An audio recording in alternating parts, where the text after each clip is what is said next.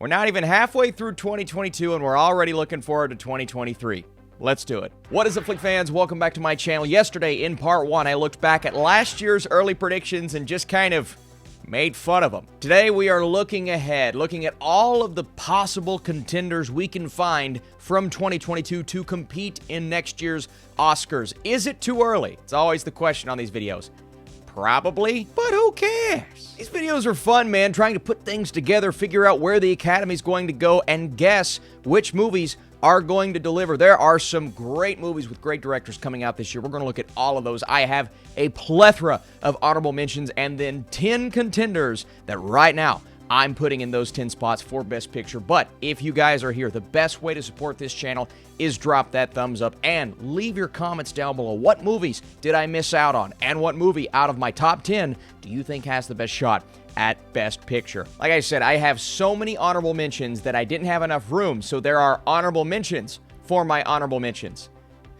Just some films that I'm not even going to show graphics for that I think could compete.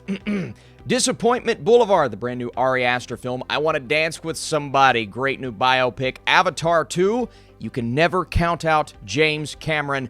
Asteroid City, Crimes of the Future, brand new Cronenberg film. Knives Out 2. Knives Out 1 got great reception from the Academy. The Northman, which I think could be divisive, that's why I'm not talking about it fully. The Greatest Beer Run in the World, director that just went on and won Best Picture. And then the Elvis biopic. I think that could be have some acting contenders, but not necessarily a Best Picture contender. Now we're getting into the actual honorable mentions, movies that I think have a bit of a better shot than those films. Okay.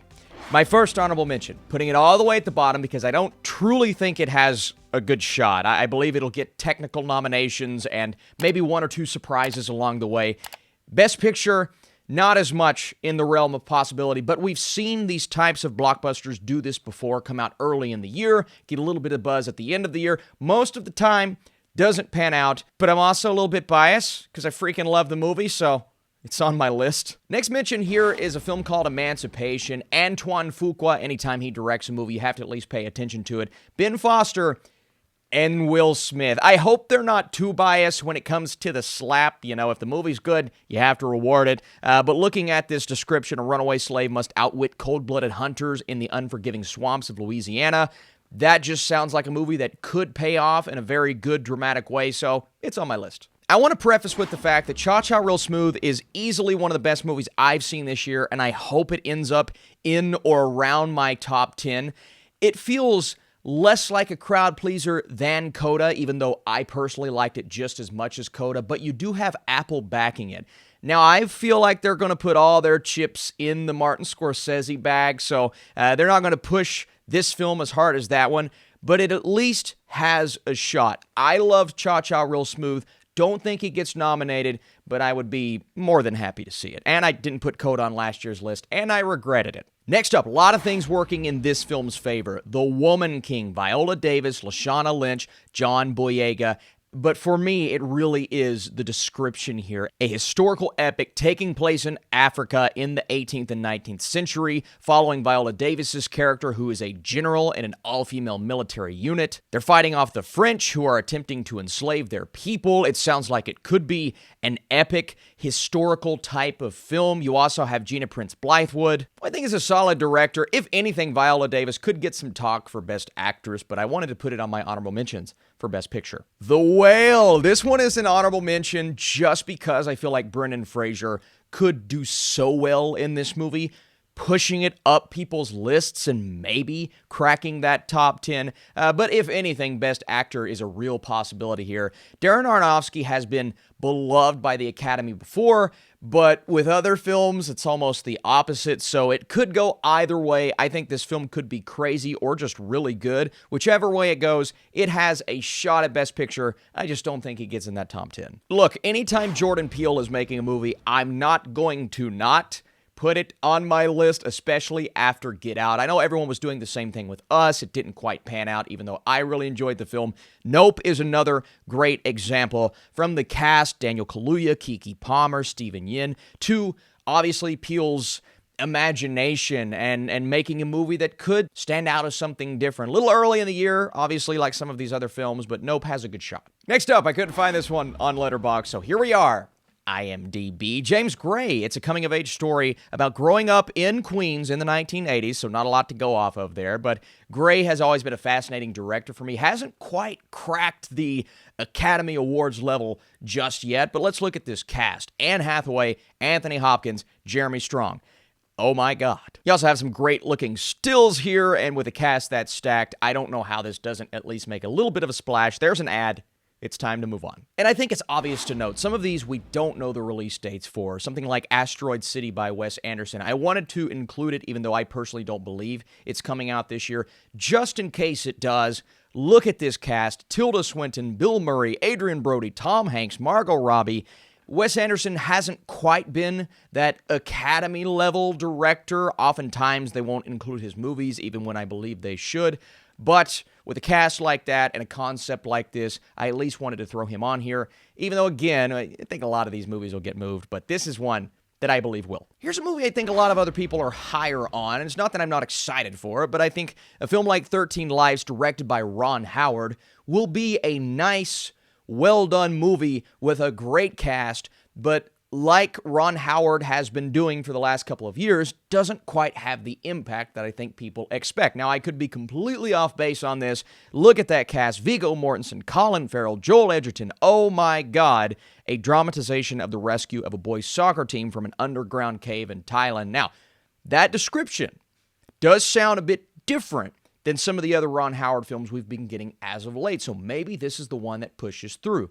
I have it on my honorable mentions. I just can't quite put it in my top 10. How could I not include the brand new Yorgos Lanthimos movie, especially after the way The Favorite performed with the Academy and the cast? Once again, Emma Stone, this time Mark Ruffalo, Willem Dafoe, Christopher Abbott, Rami Youssef. Maybe I have this too low after looking at that cast once again. But you have this free-spirited, highly sensual woman who drowns herself to escape her abusive husband. In the aftermath, she is brought back to life by an eccentric scientist named Godwin Baxter. Now listen to this. He replaces her brain with the brain of her unborn child and changes Victoria's name to Belle Baxter. So you have this crazy premise that is just so far beyond what The Favorite was, and that's why I believe this one could miss out, because it could be slightly divisive with how wild that premise. It feels much more so like The Killing of the Sacred Deer, and that didn't get an awards nomination. I feel like I could love this movie, 100%,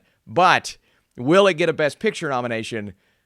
I don't know with that description. Then we have Maestro, directed by Bradley Cooper. Bradley Cooper, Carey Mulligan, Jeremy Strong. Man, Jeremy Strong is making a showing this year. I like this concept, a portrait of Leonard Bernstein's singular charisma and passion for music as he rose to fame as America's first native-born, world-renowned conductor. So, a biopic directed by Bradley Cooper, who obviously made a splash a couple of years ago.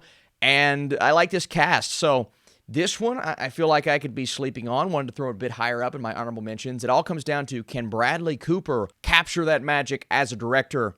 We'll see. I think this one's a little lower down for me just because it's been a long time coming. It continues to get delayed. Taika Waititi's next goal wins, and the delays may have just weathered me a little bit. Regardless, it looks like a great movie. It's about a Dutch soccer coach who attempts the nearly impossible task of turning the American Samoa soccer team from perennial losers into winners. Bit of a Ted Lasso vibe going on there. Sorta, kinda, not really. Michael Fassbender, Elizabeth Moss, Will Arnett subbing in for Armie Hammer. Do you sub in soccer? I don't know. Feel-good sports biopic directed by Taika Waititi. I may be a little low on this one. I hope it's a great movie. I'm really looking forward to it. We'll see what happens. Y'all, I want to put this so much higher. It's The Killer. It's the brand new David Fincher movie. A man, solitary and cold, he waits in the shadows, watching for his next target. It feels like a psychological study of this character played, I believe, by Michael Fassbender. Yeah, Michael Fassbender's the killer. There you go. It just doesn't feel like a movie that the Academy is going to respond to as strongly as they have other David Fincher films. We'll have to see. It's definitely high up on my list. We don't even know if it's coming out this year. We have no clue, but I wanted to throw it on here because if it does, I think there's a possibility it breaks through. Couple of things that caused me to put Rustin fairly high up on my honorable mentions. It's directed by George C. Wolfe, who brought us Ma Rainey's Black Bottom. The description is gay civil rights activist Bayard Rustin, who organized the 1963 March on Washington. I assume this is just a biopic. But look at this cast. Coleman Domingo, fresh off the smack Chris Rock. Glenn Turman, Emil Amin. This could be a good one. It really could. And, you know, Ma Rainey's Black Bottom is a film that got really close to getting that Best Picture nomination, but did not quite break through. Could this be George C. Wolfe's movie to do that? It sounds like it could be. We'll just have to see. I love the cast, though. All right, so I wanted to put Napoleon way higher up on this list, and I think Joaquin Phoenix at this point is a shoo-in for Best Actor if he does as well of a job as we think he's going to do. You also have Vanessa Kirby and Tahir Rahim. It's a look at Napoleon's origins, his climb to emperor, directed by Ridley Scott. But you look at what Ridley Scott did last year, both of those movies we thought were going to break through. Neither of them did. I believe this one may have a better opportunity with something like a Best Actor, but I still don't know if I can put this type of movie in my top 10 for Best Picture, but it's definitely on the list because it has a shot. Olivia Wilde is giving us one of the best looking casts of the year in Don't Worry, Darling. It's a Netflix movie. She was able to make a big splash with Booksmart, her second feature film. This could be all of the ingredients you need for a Best Picture nomination. That's why it's so high up my honorable mentions list. Florence Pugh, Harry Styles, Chris Pine, Olivia Wilde, a housewife living in a utopian community in the California desert, uncovers a disturbing truth about her seemingly perfect life. That gets me really excited, right? I don't know if it's the type of premise that warrants a Best Picture nomination, but it's definitely one that warrants me getting super pumped about this movie. Definitely could break through. I think it's a possibility. Are we getting the David O. Russell movie? All right, I've had it on every single list for the last 3 years. We finally have a title, Canterbury Glass. Is that the title? We still don't completely know, but I'm going to assume there's glass in the picture. It revolves around a doctor and a lawyer who form an unlikely partnership. Christian Bale, Margot Robbie, John David Washington, Rami Malek, Zoe Saldana, Anya Taylor-Joy, Taylor Swift. Oh my God. Oh my God. Maybe I have this too low. Maybe I should put it in the top 10. But there's been a little bit of a fallout recently with David O. Russell. Some people coming out and saying he's hard to work with, yada, yada, yada. If the movie's good, then it's definitely going to hit with the Academy. And a lot of his movies have hit with the Academy. Part of me is regretting not putting this in the top 10, but I'm going to stick to my guns. We'll see if I'm right. Okay, the final honorable mention. Couldn't find this one on Letterboxd either, but taking a look at this premise and just the concept as a whole, I think this one has a great shot. A group of women in an isolated religious colony are struggling to reconcile their faith with a string of sexual assaults committed by the colony's men. We have director Sarah Polley here, Jessie Buckley, Rooney Mara, Frances McDormand. Not her feature debut, but her first movie in this vein that feels like a very serious film handling serious topics. Don't know what the tone is going to be. I don't even know what this movie's going to look like. But we know it's coming this year. And this type of summary, if executed well, could be something that entices the voters and hopefully entices the audience and leads us to a film that could warrant a Best Picture nomination. It's always difficult with a movie like this. We just don't know what the tone is going to be. If it is the tone that I believe it could be, I think it has a good shot, and I believe it gets really close. I am going to regret not putting this in the top 10, aren't I? Let's get into the top 10. I want to say this is not a list of my favorite movies, clearly because I haven't seen them yet. It's also not a list of my most anticipated movies. These are the films that I think the Academy hopefully will respond to and place in the 10 when it comes to Best Picture. That being said, Everything Everywhere All at Once is freaking awesome. And maybe there's a little bit of personal bias with this choice, but just look at that Letterboxd score. Look at the Rotten Tomatoes score. Look at the IMDb score. It has had great reception across the board. Fans, critics, everybody on social media, maybe one or two people that feel like it's overrated, but even the overrated crowd, they're saying, yeah, it's still good. It's just not as good as other people are saying. And that's fair. That's a fair criticism. Now, will the voting body take a movie that came out in late March, early April, remember it? We've seen examples before, but give it its due. With this film, that does so many things right now, different, outlandish, unlike anything we've seen before, but it's combined in a way that makes a lot of people sit back and go, this deserves the love, it deserves the praise.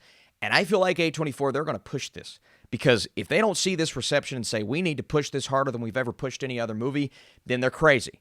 I love the studio. They're crazy if they don't push this film. You have to make a splash at the end of the year. A lot of this is based on, it's stupid, I know. A lot of it's based off of how well do they push the movie, the marketing, best picture, blah, blah, blah. A24, this is it. Austin, why is it at number 10? I just don't know if A24 is going to do this movie justice at the end of the year, bring it back into the consciousness of everyone, but I really hope it does. And because of that, it's in my top 10. All right, everyone needs a wild card or two. I have 2 wild cards on this list. My first one doesn't feel like a wild card on its surface because it's Noah Baumbach, who just absolutely blew us away with Marriage Story. One of my favorite movies of that year, made a huge splash at the Academy Awards, right? So he's on a good track right now. And I'll simplify the summary for you. It follows a year in the life of Jack Gladney, a professor who has made his name by pioneering the field of Hitler Studios. Then you have this train accident that casts chemical waste over his town as the airborne toxic event. So it's going to be a bit outlandish with his premise and maybe to the point to where it's just not responded to very well by the voters. But if Noah has proved anything, he can take either something extremely complicated or simple, but allow it to flourish through dialogue, through performances, and through the cast. And this cast is part of the reason why it's on my list. Adam Driver, Greta Gerwig, Don Cheadle, Jodie Turner-Smith, Andre 3000. I love everything I'm hearing and seeing and feeling about this movie, and Noah Baumbach being on the right track right now after Marriage Story, delivering on, most importantly, I believe, a screenplay that could be fantastic. I just feel like as good as Marriage Story was, this could either be a huge disappointment or something that lives up to that quality.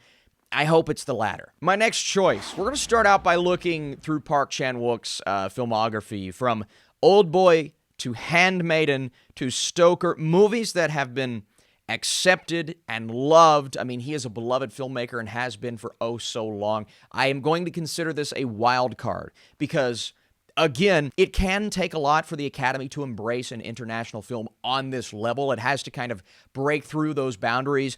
Obviously, Parasite did it. This past year, Drive My Car did it. I think Decision to Leave, if any movie is going to do it, has the best possibility. You have our main character who begins an investigation into an unnatural death case that took place on a mountain. While investigating that case, he meets the former wife of this deceased man. He becomes suspicious of her, but also interested in her. So a bit of a romance in there, an investigative thriller, something that could, again, break through, bringing in the co-writer of Handmaiden. I just feel like this movie has a great shot of getting a Best Picture nomination, and I wanted to make sure it was on my list. From director Maria Schrader, who brought us I'm Your Man, which was in awards contention for a while this last year. But for me, it's unorthodox. The limited series on Netflix, one of the absolute best series overall of that year. It was incredible, bringing us a movie that just feels like the type of film that could have that spotlight edge to it. The story of how New York Times reporters Megan and Jody broke the bombshell Harvey Weinstein scandal report, starring Carey Mulligan, Zoe Kazan, Patricia Clarkson, and Andre Braugher. Once again, look at that premise. It is absolutely the type of movie that voters will appreciate and respect and embrace if done right. That's the big question here. Is Maria Schrader going to be able to do what she did with those other 2 projects that I just mentioned with this film? And is Carey Mulligan going to deliver another promising young woman level of performance? I see a Best Actress nomination 100% with this movie if done right. And if the movie's good, again, it could be a spotlight. Now, it could also be a bombshell, which came out and just didn't do what everybody thought it was going to do. So one way or the other, if it goes in the way I think it's going to go, I feel like it gets in that top 10. Alejandro Gonzalez Iñárritu, a.k.a. our director of The Revenant and Birdman. Pretty much everything this guy does is getting love from the Academy. Now, I didn't really look into it, but some tales of this being a very difficult set to work on. I don't know why. Probably should have done research, but It's just a long video, but it's a chronicle of uncertainties where the main character, a renowned Mexican journalist and documentary filmmaker, returns to his native country facing his identity, relationships, and memories of the old and new realities of his country. Essentially, it sounds like what Belfast was for Kenneth Branagh, and we know the type of filmmaker that Iñárritu is. If it at least kind of captures that essence, then I think this is going to be a strong player for Best Picture. It's also another international feature that makes 2 movies on this list, but Iñárritu is just that filmmaker, and it's hard for me to go against him, so if it delivers, Sam Mendes drops mic. 1917 was a monumental feat, and how do I not put the next Sam Mendes movie on this list? It's impossible. Let's look at this summary here. A love story, okay, set in and around an old cinema, well, there you go, on the south coast of England in the 1980s. Olivia Colman, Colin Firth, Toby Jones.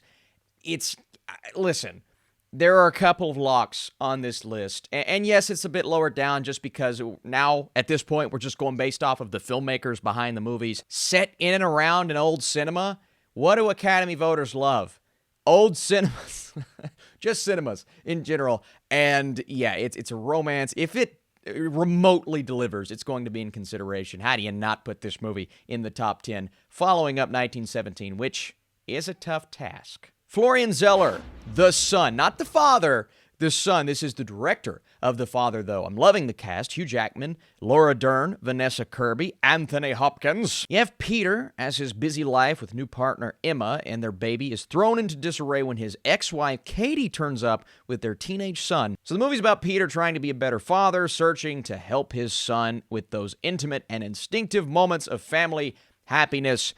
You look at a movie like The Father, that's a very tough movie to watch. I'm sure this film will have those elements. It's also funny. Once again, you're going from the Father to the Son to the Holy Spirit. But Florian Zeller is on a bit of a roll right now. After just one movie and to get a cast like this tells me that the screenplay is awesome once again. I feel a Best Picture nominee coming on. I'm also feeling a movie that I'm really freaking pumped for. Now we are into what I am claiming as the big 3, the obvious 3, the 3 that if people don't have these movies on their list, you may not be able to trust them in the future. I'm just saying. Now, they could ultimately not deliver, they could fail, but a film like Babylon, directed by Damien Chazelle, starring Brad Pitt, Margot Robbie, and Catherine Watterson, Samara Weaving, and Tobey Maguire, set in Hollywood. Check. During the transition from silent films to talkies. Check. Featuring a mixture of historical and fictional characters. Check-a-rooney. It's all of the things you need for a Best Picture nomination. You know how pumped I am for the movie. How does the Academy not fall in love with this? I don't know. The Fabelmans. What is this? Directed by Steven Spielberg? Check. A drama loosely based on Spielberg's own childhood. Well, come on. So we have Iñárritu's Belfast. I guess now we have Spielberg's version of Belfast. And any classic and amazing director that has their own Belfast at this point, I'm just going to put on this list. Spielberg's version of that is no different. I love the cast. Paul Dano, Michelle Williams, Seth Rogen. The top 3 is easy. What do I say? But all of this pales in comparison to what I believe has the best shot to win Best Picture at this point, without seeing basically any of these movies. Help me. 1920s Oklahoma, brutal crimes that came to be known as the Reign of Terror. Yeah, the summary's great. Scorsese, I think, is going to crush this concept, but let's look at the cast. Jesse Plemons, Brendan Fraser, John Lithgow, Robert De Niro, and Leonardo DiCaprio. Oh, and did I mention Martin Scorsese? I did. I'm repeating myself.